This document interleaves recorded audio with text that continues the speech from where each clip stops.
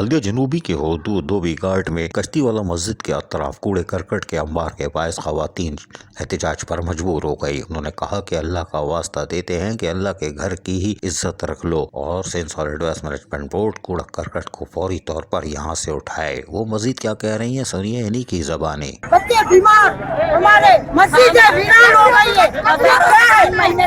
क्या जरूरत है?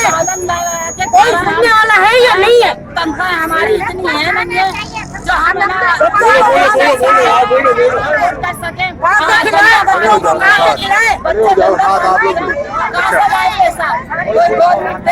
क्या हुआ आप लोग की, क्या तकलीफ, क्या परेशानी है? नहीं है भाई,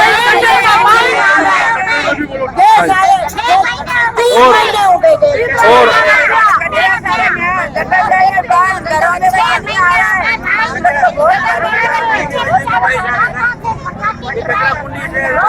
पूरा इलाका मुतासिर हुआ। अगर मेहरबानी करें तो मतलब हमारी मस्जिद के अंदर भी मतलब लोग आते हैं नमाज पढ़ने से, उनकी बदबू होती है जो जिसकी वजह से नमाजियों को दुश्वारी होती है, गलियों तक बदबू आती है। और मेन मसला हमारा गैस का है। 3 महीने हो गए, कहाँ नहीं गए हम लोग, हर जगह पर गए, कोई सुनाई नहीं है।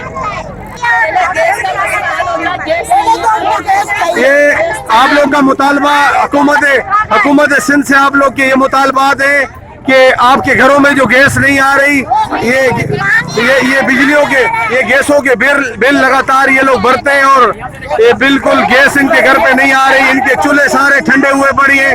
ये हमारी माएँ बहनें बुजुर्ग औरतें घरों से बाहर आके आज ये धोबी घाट चौक मिर्जा आजम खान रोड पर एहतजाज कर रही हैं।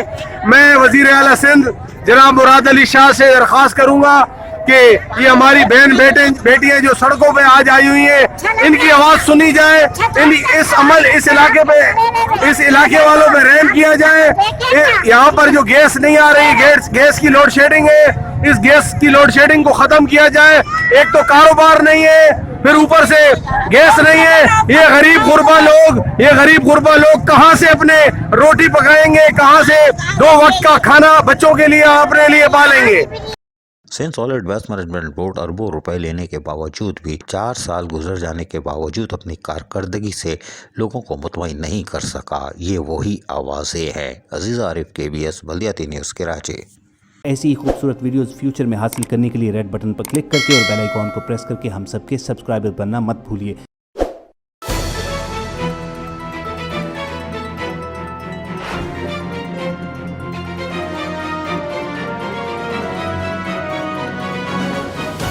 KBS बल्दिया न्यूज़।